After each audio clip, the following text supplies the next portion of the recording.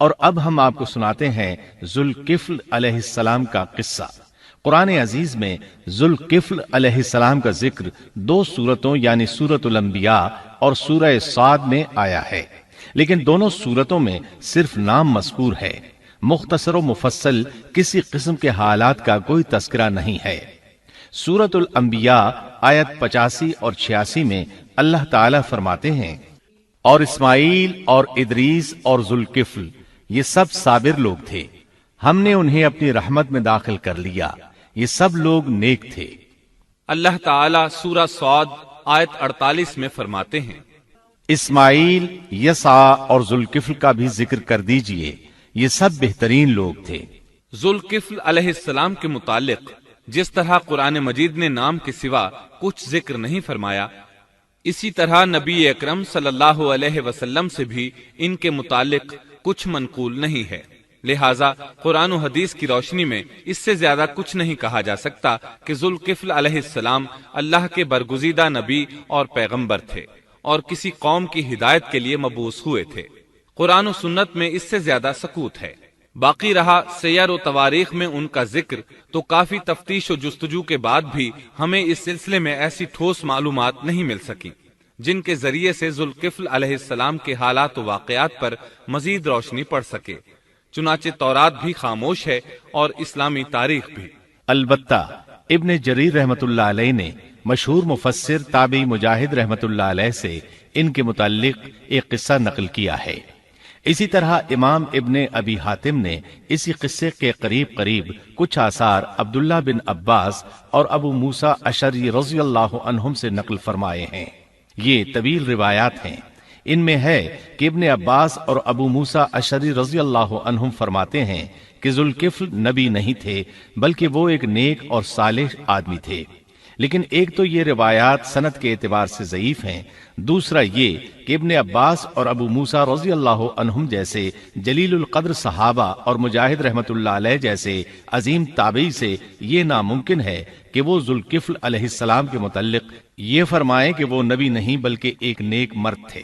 شاہ عبد القادر رحمت اللہ علیہ کا موقف ہے کہ ذوالکفل ایوب علیہ السلام کے بیٹے تھے اور انہوں نے اللہ کی خاطر کسی آدمی کی ضمانت دی تھی جس کی پاداش میں ان کو کئی برس قید کی تکالیف برداشت کرنا پڑی۔ چنانچہ شاہ صاحب اپنی تفسیر موضح القرآن میں لکھتے ہیں کہ ذوالکفل ایوب علیہ السلام کے بیٹے تھے، ایک شخص کے ضامن ہو کر کئی برس قید رہے اور اللہ کی خاطر یہ مشقت سہی۔ موجودہ دور کے بعض مفسرین کا خیال ہے کہ ذوالکفل حزقیل علیہ السلام کا لقب ہے۔ ایک دوسرے مفسر کی عجیب و غریب رائے یہ ہے کہ ذوالکفل گوتم بدھ کا لقب ہے، کیونکہ اس کے دارالسلطنت کا نام کفل تھا،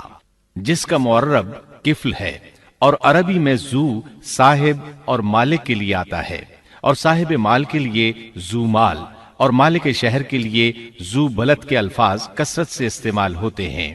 لہٰذا یہاں بھی کفل کے مالک و بادشاہ کو ذوالکفل کہا گیا ہے۔ اس مفسر نے یہ بھی دعویٰ کیا ہے کہ گوتم بدھ کی اصل تعلیم توحید اور حقیقی اسلام ہی کی تعلیم تھی، مگر اس کی موجودہ صورت دوسرے ادیان کی طرح محرف اور مسخ شدہ ہے، لیکن یہ اقوال قیاس و آراء سے زیادہ تاریخی حیثیت سے کوئی وقت نہیں رکھتے۔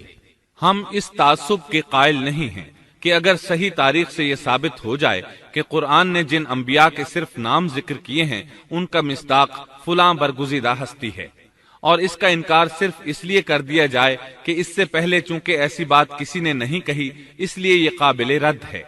یقیناً ہم اس حقیقت کو تسلیم کرتے ہیں کہ تاریخی حقائق کی جستجو کا باب بند نہیں ہوا، اور آئے دن نئی تحقیقات سامنے آ رہی ہیں اور جدید انکشافات ہو رہے ہیں، بلکہ ان کے ذریعے قرآن مجید اور احادیث رسول کے بیان کردہ واقعات کی تصدیق ہوتی چلی جا رہی ہے۔ ملحد و بے دین لوگ ان کا انکار اس لیے کرتے اور کرتے آ رہے ہیں کہ تاریخ اور فلسفہ ان کا ساتھ نہیں دیتے، لیکن اگر قرآن کریم کی بیان کردہ کسی ہستی کے متعلق مزید انکشافات روشنی میں آئیں تو ہمارے لیے انکار کا باعث نہیں بلکہ مخالفین پر مزید حجت اور دلیل ہیں۔ لیکن اس حقیقت کے اقرار کے باوجود اس سے یہ بھی لازم نہیں آتا کہ کسی واقعے کے متعلق کوئی شخص اگر محض اپنے وہم و گمان اور قیاس و انداز سے بے دلیل کوئی بات کر دے تو ضرور اس کو مان لیا جائے۔ چنانچہ ذوالکفل علیہ السلام کو گوتم بدھ قرار دینا ابھی تک اس سے زیادہ کوئی حیثیت نہیں رکھتا۔ ہمارے لیے دنیا کے مختلف گوشوں میں اللہ کے فرستادہ نبیوں پر ایمان لانے کے لیے قرآن کی وہ تینوں دفعات کافی ہیں جو دین اسلام کا امتیازی وصف ہیں۔ سورۃ الفاتر آیت 24 میں اللہ تعالیٰ فرماتے ہیں، اور کوئی امت ایسی نہیں ہوئی جس میں کوئی ڈر سنانے والا نہ گزرا ہو۔ سورۃ المومن آیت 78 میں اللہ تعالیٰ فرماتے ہیں، بعض انبیاء کے واقعات ہم آپ کو بیان کر چکے ہیں اور ان میں سے بعض کے قصے تو ہم نے آپ کو بیان ہی نہیں کیے۔ سورۃ البقرہ آیت 136 میں اللہ تعالیٰ فرماتے ہیں، ہم رسولوں میں سے کسی کے درمیان فرق نہیں کرتے۔ اس لیے ایک مومن کا یہ عقیدہ ہونا چاہیے کہ ہم اللہ کے انبیاء میں سے کسی نبی کے درمیان کوئی فرق نہیں کرتے، یعنی تمام انبیاء پر ایمان لاتے ہیں۔ اس صاف اور واضح عقیدے کے بعد اگر ہمارے سامنے کسی ملک اور کسی خطے کے انبیاء اور رسول کے واقعات نہیں بھی آئے تو اس کے اسباب و وجوہات اور ہیں، لیکن جہاں تک ان پر ایمان لانے کا تعلق ہے وہ اختصار سے بھی کافی ہے، اور ان کی تفصیلات سے آگاہی ہماری رشد و ہدایت کے مقاصد یعنی اللہ پر ایمان اور نیک اعمال کے لیے ضروری نہیں ہے، خصوصاً جبکہ اللہ تعالیٰ نے ہم پر یہ حقیقت بھی قرآن مجید میں واضح کر دی ہے کہ نبی اکرم صلی اللہ علیہ وسلم خاتم النبیین ہیں اور تمام سچے ادیان کی صحیح اور حقیقی تعلیم کی تصدیق کر کے ان کو بلند درجات کے درجہ کمال تک پہنچانے والے ہیں، جیسا کہ سورۃ المائدہ آیت 3 میں اللہ تعالیٰ فرماتے ہیں، آج میں نے تمہارے لیے دین کو کامل کر دیا اور تم پر اپنا انعام بھرپور کر دیا اور تمہارے لیے اسلام کے دین ہونے پر رضامند ہو گیا۔ خلاصہ کلام یہ کہ ہمیں یہ تسلیم ہے کہ ہندوستان میں بھی اللہ کے سچے نبی اور پیغمبر مبعوث ہوئے، بلکہ سیرت نگاروں کی روایات کے مطابق ابو البشر آدم علیہ السلام اسی ہندوستان کے کسی گوشے میں اتارے گئے، لیکن جب تک قرآن و حدیث کی صراحت یا تاریخ کے صحیح دلائل و براہین سے یہ ثابت نہ ہو جائے کہ ذوالکفل گوتم بدھ کا لقب ہے، محض قیاس و آراء کی بنا پر ہم اس کو تسلیم نہیں کرتے، کیونکہ جس طرح کسی نبی کو نہ ماننا کفر کی راہ ہے، اسی طرح کسی غیر نبی کو نبی تسلیم کرنا بھی باطل ہے۔